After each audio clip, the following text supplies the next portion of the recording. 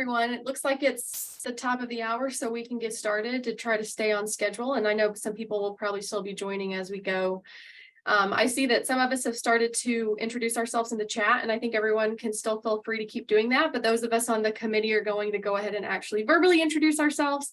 And we hope to have a chance for all of us to do that in breakout rooms a little bit later in the town hall. So I'm Tara Veazey. I am a pharmacist with cardiac transplant at Allegheny General Hospital in Pittsburgh. I am one of the co-chairs for the Early Career and Trainee Committee, along with Laura, who will be introducing herself in just a moment. And I'm also the pharmacy community representative to the Early Career Trainee Committee.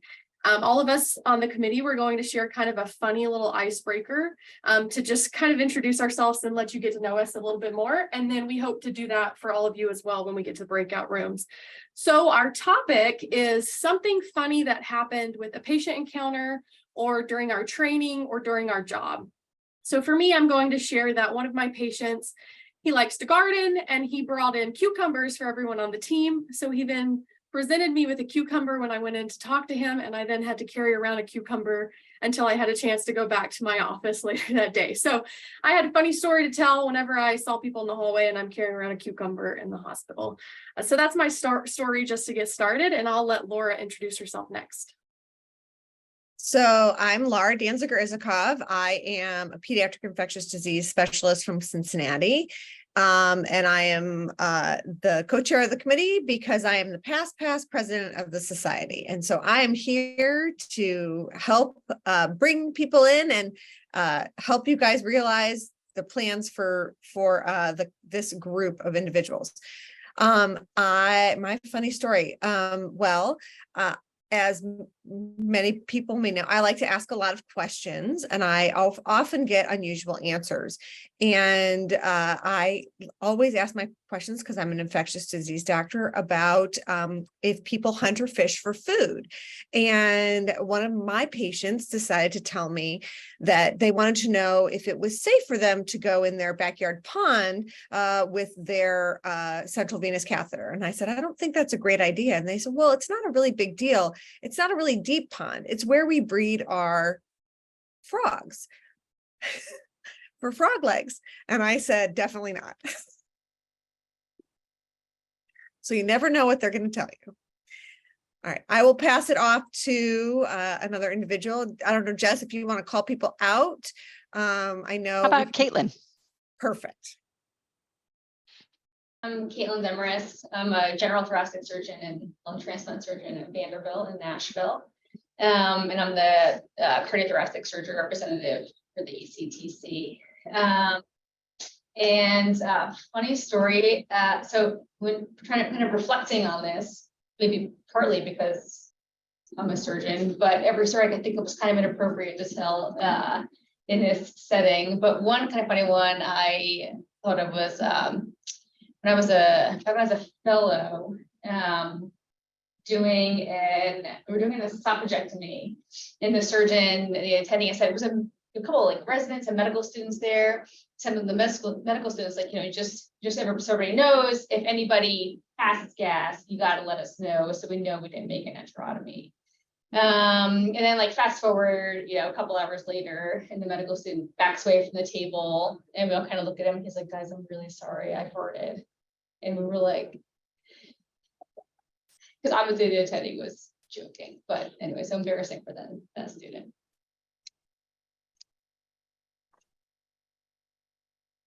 How about Rebecca?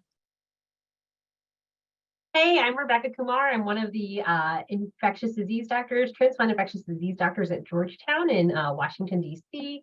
I'm also the early career trainee representative for the ID community of practice. Not so much a funny story, but like a very nice thing that happened to me recently with a patient encounter. I saw somebody who was a referral, and they had actually been taken care of by one of my co-fellows from fellowship, and they just like gushed about how wonderful he was. And it was just like such a nice experience to like hear them talk about like another colleague in such a positive way. And it just brought me a lot of joy. It's not like a funny story, but it was a heartwarming story. Federica? Hello everyone, I'm Federica Pezzuto and I'm a thoracic pathologist. I am dedicated to lung transplant. I work in Italy at the University of Padua, and I just started my term as the pathology professional community representative for the early career. It's a pleasure for me to be here today. About my funny story, it's not so easy to describe it for me because I'm a pathologist, so it's not so usual for me to be with patients. But I had a recent experience with a patient that came to our institute to see his lungs after transplant, and he pretended to take photos about him and his lungs in his hands. So it was quite strange for us, but he decided that it was a nice thing, and they wanted to take a picture to have in his room at home. Forum? Hey everyone, I'm Forum Kamdar. I'm advanced heart failure and transplant cardiologist and physician scientist at the University of Minnesota. And I'm the representative for the research and immunology professional community. And I guess my funny story is, so I have a younger sister, same last name, who is a dentist who cares for also the LVAD and transplant patient population here in Minnesota.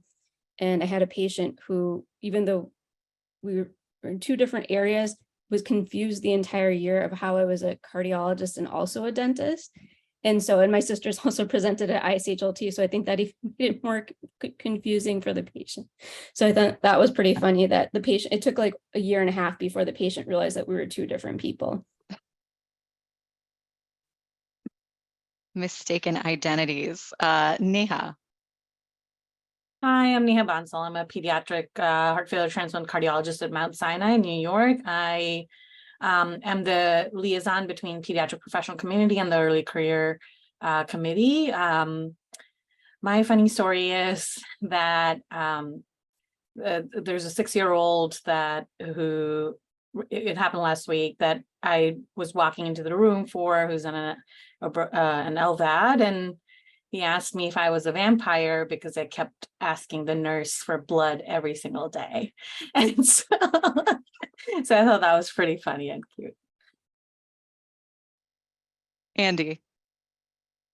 Hi everyone, I'm Andy Morley-Smith. I'm a transplant cardiologist in London in the UK, based at Harefield Hospital. I'm on the Advanced Heart Failure IDN, and I'm also on the Grants and Awards Committee, if you want to ask me specific things about that.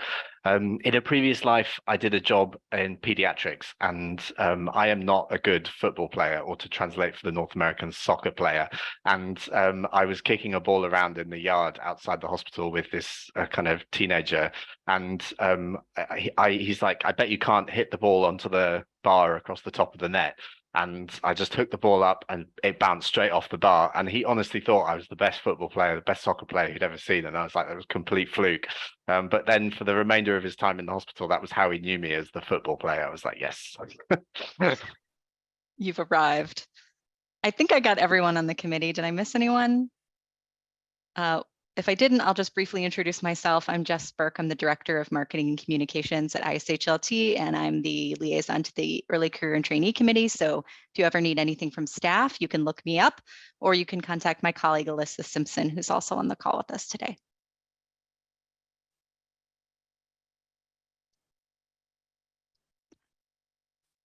And with that, I think I can dive right into our first agenda item.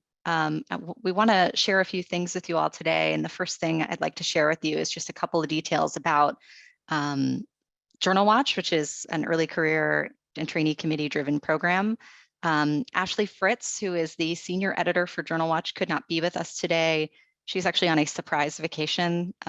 She was whisked away on holiday by her husband. So until yesterday, I don't believe she knew where she was going. So I'm excited to find out where she went. So she sends her regrets, and she also sends me to share a little bit about Journal Watch with all of you.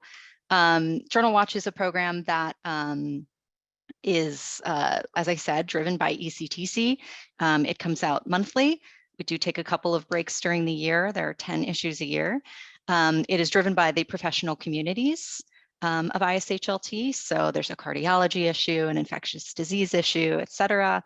It's a visual review of between 3 and 4 relevant and recent impactful articles, typically, published with a common theme. So depending on what the professional community is, it may be fairly general, it may be quite specific if the editor has an idea in mind. The junior editors for the year for Journal Watch, the job is to source contributors to provide a synopsis and review of a recent study for the issue. And we actually have identified all of the junior editors for each PC issue this year, but we are always looking for contributors. So I will put Ashley's email in the comments. And if you're interested in participating in Journal Watch, you can send her a message and she can connect you with the correct PC leader. We also love to have a backup list of people who might be interested in junior editing in the future. And you can always find past issues of Journal Watch on our website under the publications and resources section. So take a look and shoot Ashley an email if you have questions or want to participate, but I can also take questions if anybody has any. And I did put Ashley's email in the chat already, so you can find that there. Thank you. And I think Forum was soliciting contributors for her edition. Yeah, this is a great opportunity to do that. So Forum is leading our basic and translational research issue this year. Andy. Just to say to anyone who hasn't contributed to Journal Watch or is interested in doing so, it's not especially time consuming. It's a great way of getting seen and getting your name out there. I did it a few years ago as one of my first kind of bits of stuff with ISHLT. So great way of getting stuck in. Absolutely. Okay, well, if you have any questions about Journal Watch, feel free to send me a note or Ashley a note afterwards. We'll be happy to answer them.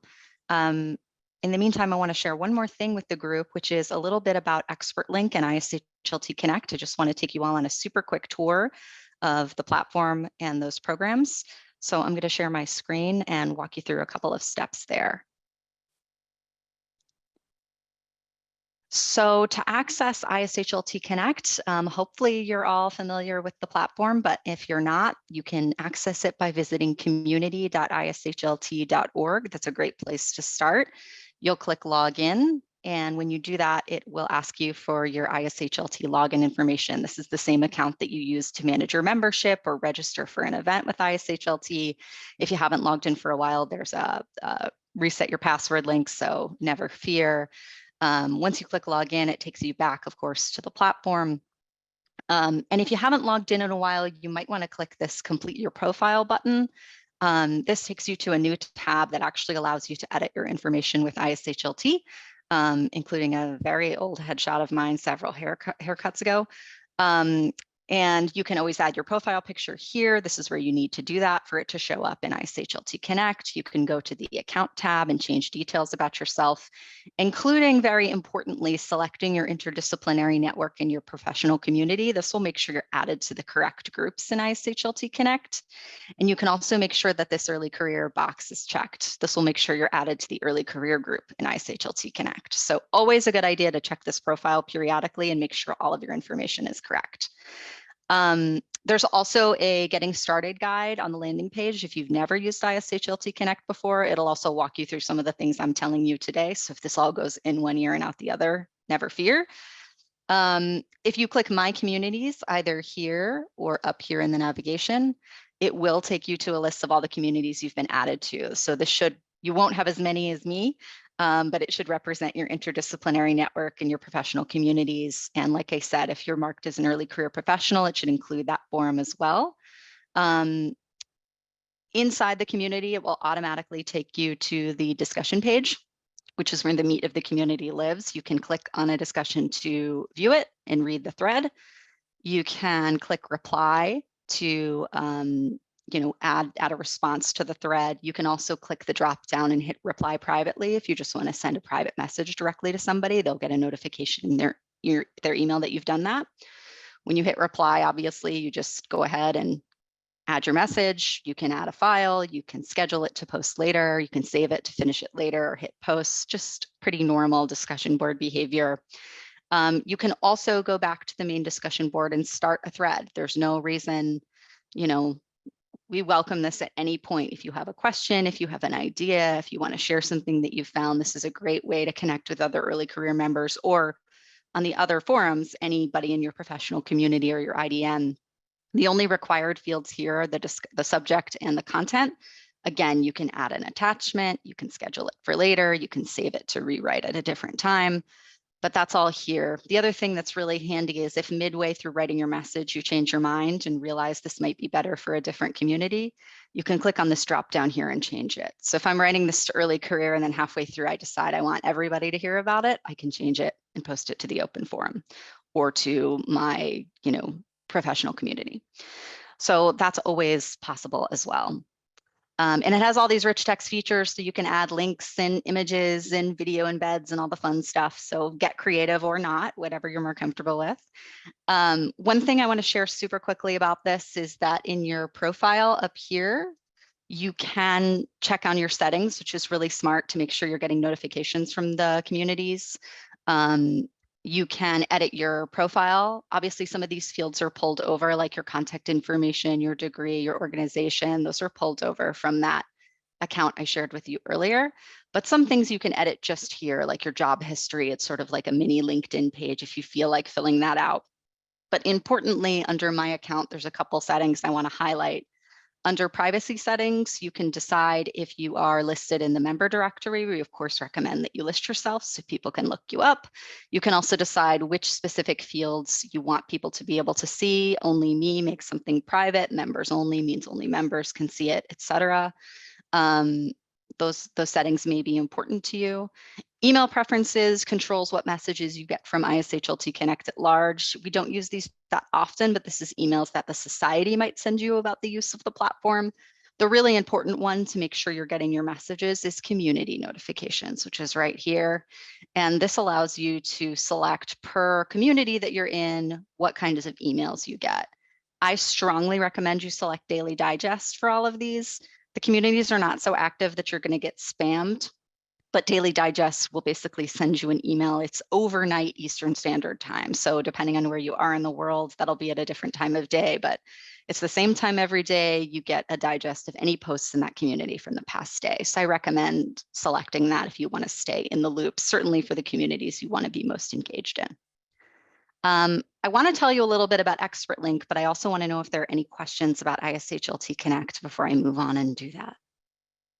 I have a question. In fact, I was going to type it in. Sorry if I took somebody's podium away. But what's the difference between real time and Daily Digest? I thought real time was more efficacious, but just wanted to understand. It's totally your preference. So real time will send you a notification anytime someone else posts as they post it. So for example, on the back end, some of us may be in a couple of committee boards. For example, I'm in the ISHLT Board of Directors group as a staff person. I have that set to real time because if someone on the board posts something, I want to know about it right away. That works best for my email style. But for the other forums, I have them on Daily Digest. That way I catch up on everything the next morning. So that's really the difference. Real time will send you an email at 2 a.m. if that's when somebody makes a post. Daily Digest will collect all of the posts and just send one email to you a day.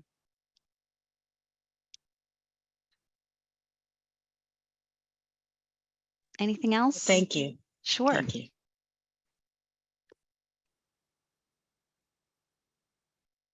All right. Well, I want to dive in real quick to Expert Link and just share this platform with you. You've probably gotten some emails and seen some notifications about this in the past.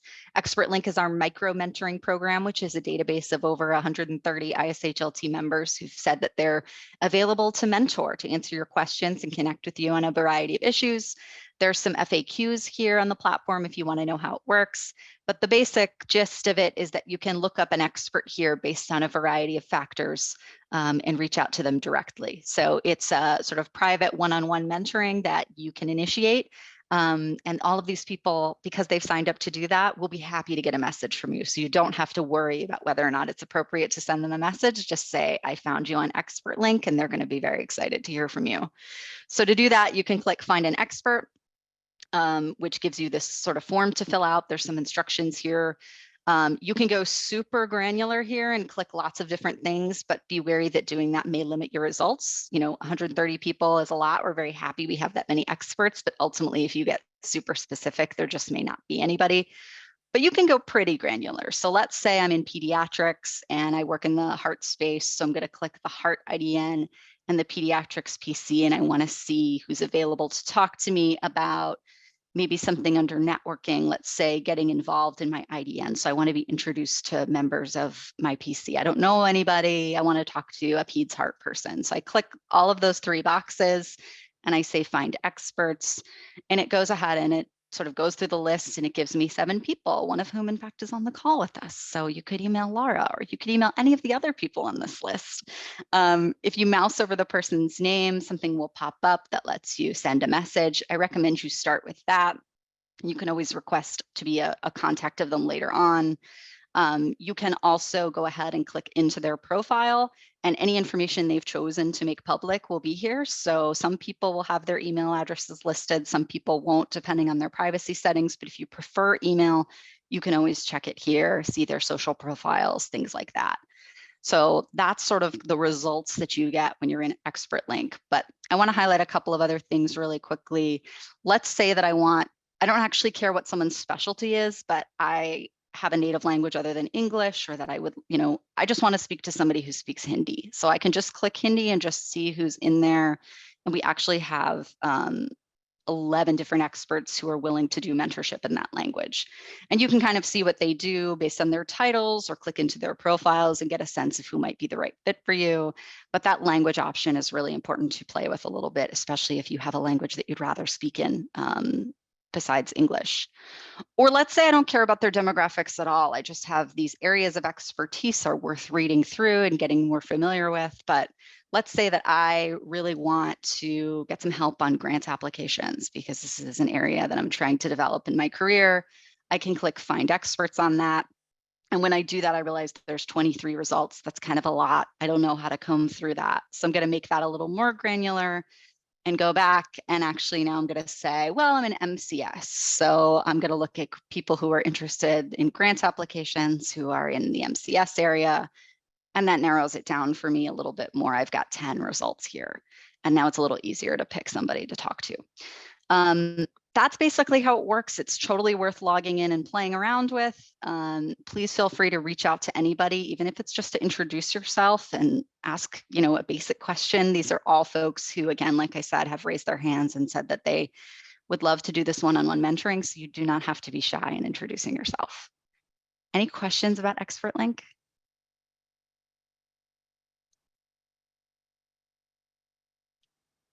Cool. Well, feel free to shoot me an email or reach out afterwards. If you do come up with questions, you can send an email to jess.burke@ishlt.org. I'll be happy to help. You can pick my brain. And I hope that you try out the platform and let us know what you think.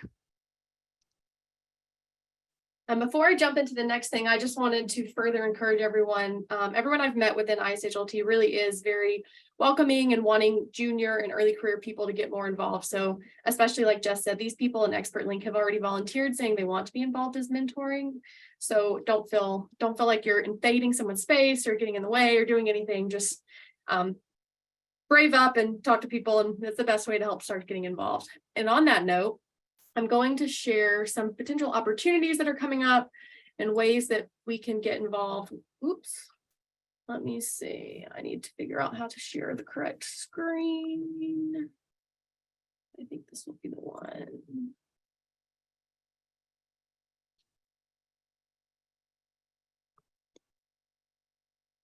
Perfect. Okay, so some different opportunities to look at and maybe take some notes on. And I believe this is also being recorded. So also welcome to anyone watching this later. And you can kind of go back and see some of this information as well.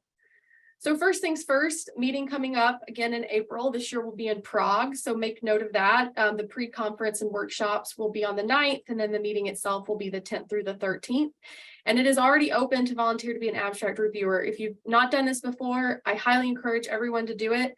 so long as you will have access to the internet. I think it's in late October, early November, to make sure you can review those abstracts at that time. So if you'll be off the grid, then you may not be able to do it this year, but otherwise it's a really great way to start getting involved, see some of the work that other people are putting out there, see some of that process, as well as if you ever think you might like to be on the program committee, it's a first step to then hopefully future get an invitation to the program committee. So look for those. There should be emails and posts on ISHLT Connect already, and you can put in that application now, and those applications will be open until the 28th of July. The next thing to think about is the abstracts that you can submit. So this site will open on the 1st of August and will be open until the 17th of October. And I know most of us will probably be submitting those on the 16th or 17th of October. But if you have some data already collected, already ready to go, this would be something to go ahead and start working on your abstracts now for any kind of research project you're working on in the various topics within each of the IDNs, as well as for the early career, there is the case, I think it's clinical case dilemmas or clinical case scenarios that you can put forth as well if you've had like a fun, interesting patient case to think about putting those in. So look out for that and start working on those abstracts as well. The next thing that is coming up is professional community leadership positions will roll open and nominations will be coming up in July. So these positions would then take place following the next meeting. So people whose positions finish in 2024, their spots will be open, and that could be for a professional community representative to any of the different IDNs if that's coming up due this year, or to the early career trainee committee, this committee that's putting on the town hall today. So we do encourage self-nominations. This is another one of those places where don't feel shy about putting your name in and saying that you're interested in being more involved. You can also reach out to different people who are in those positions now and ask for more information about what they do. But those nominations will be open the 28th of July through mid-August. And then also if maybe there's somebody, you know, a colleague that's in a slightly different professional area and the position's open in theirs, you can also nominate other people as well. So keep an eye out for those. You probably have started to see some emails and communications about this. I think I just got an email while we've been on this webinar as well. So JHLT Open is the new journal within the society that's now open and accepting submissions. So you can look at different research that you've done. This may be a good fit for it. This is also somewhere that as they start to publish, you can start looking to read different publications. And I know there's some interest that's going to be circling around through the different PCs about opportunities to do some focus issues virtually over the course of the next year, as well as any submissions that are through the end of the year. The fees are waived, so that's something to keep an eye out for. And then I believe after that, ISHLT members always have a discounted fee for those submissions. So that's something to think about as you look at places to publish your research in the future. And then also in relation to research, we do have some grants that are available through the society. So there's 3 of these that are listed here in different kind of special areas. And more details about those would be available on the website. And these applications are open through the 29th of September.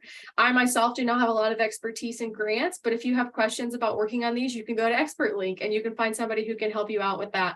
So if that's something that you think you may qualify for research that you're doing, it would be a really good opportunity to maybe get some funding to help out with that as well. And then lastly, just putting in a plug for the professional community webinars. These will be going on throughout the year. The first one that's coming up is later this month with the pathology professional community, and you can see those details there. August is a little bit of a pause. We don't really have any webinars scheduled that month, but you can see September cardiology will be putting on a webinar, as well as early career. Again, we'll be putting in a webinar, which is underway with process now to develop that content, but the focus should be on leadership. And then in October, the anesthesia and critical care community will be presenting their webinar, and then in November, cardiothoracic surgery and pharmacy, and there will be continue to be webinars throughout the year as a kind of a rolling schedule, trying to space these out a little bit since last year. I know a lot of the webinars popped up all at the same time. And keep an eye out. You don't have to just sign in for your professional community's webinar. If the topic looks interesting that another community is putting forth, we would love to have people join these multidisciplinary and across communities. And that's kind of all I had to share for now. But if anyone has any questions real quick, I think the next thing we were going to do is jump into some breakout rooms so we can all kind of talk to each other a little bit more. Well, I think we've got everybody back from the breakouts. Tara, I don't know if you want to get a Q&A going. Yeah, so welcome back, everyone. Hopefully you had some good conversation in the breakout rooms. If anyone has any questions for the overall group, or if something came up in your breakout room that you think that we should as a larger group discuss, we would love to hear from you. And then also just in general, whether you shared in the breakout room or if you didn't get a chance to, if you have any ideas that we as a committee can work on or try to do to try to help make ISHLT more beneficial to you as an early career or trainee member, then please let us know now via the chat or speak up, because that's kind of our charge as a committee, and we want to make sure we're doing what we can to help improve the society for all of us.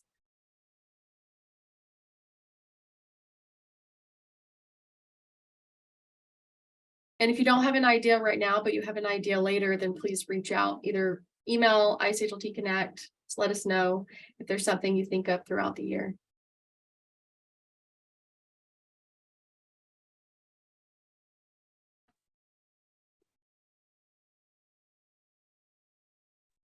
I know Joseph had asked us in our meeting and we didn't get a chance to answer this for him, but he had asked about regarding like the junior reviewer mentorship at the like JHLT.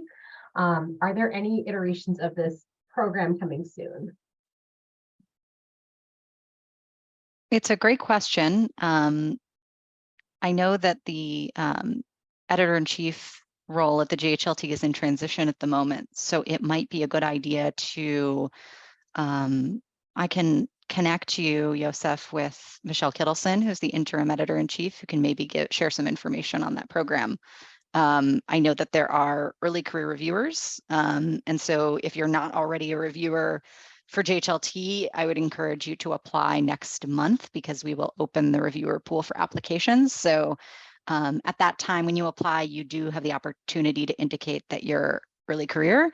And then I think essentially the best performing early career reviewers have opportunity for heightened mentorship is kind of how that works. It's an ongoing program. So, but I don't totally have an idea of how Michelle will work that program moving forward. So Joseph, if you want to send me a direct message with your email address, I can follow up with you afterwards and get you connected.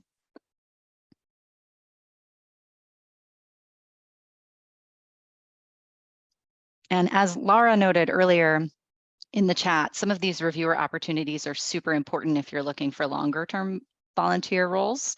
Like, for example, reviewing an abstract for the annual meeting is a prerequisite to being on the program planning committee in the future.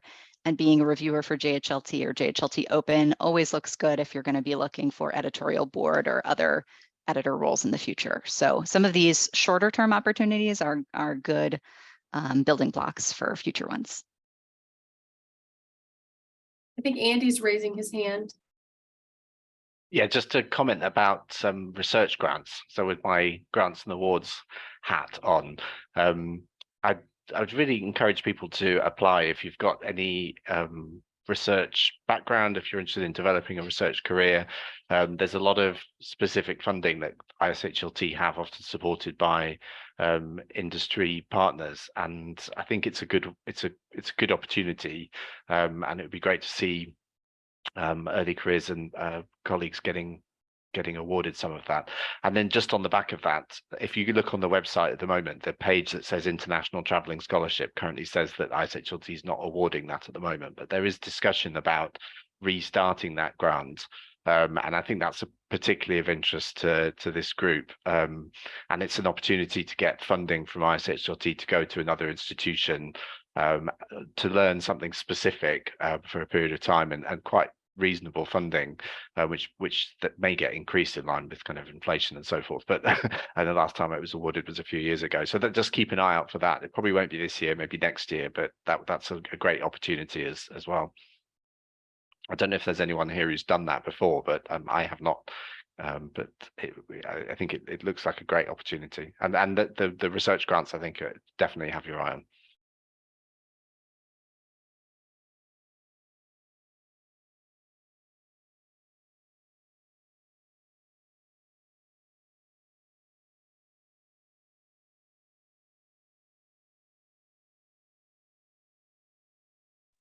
Yeah, I would say there's so much effort now in with the ISHLT Foundation to move forward with supporting new grants. And so there was a period of time before most people were on this, where grants actually were pulled back and now they're reemerging, and it's really exciting to see all the opportunities that are going to come along. So just make sure you keep your eyes open, and the opportunity to get grants is much greater, I think, in this pool than it might be for some other areas. So don't be afraid to put your ideas out there, and hopefully you'll be successful. So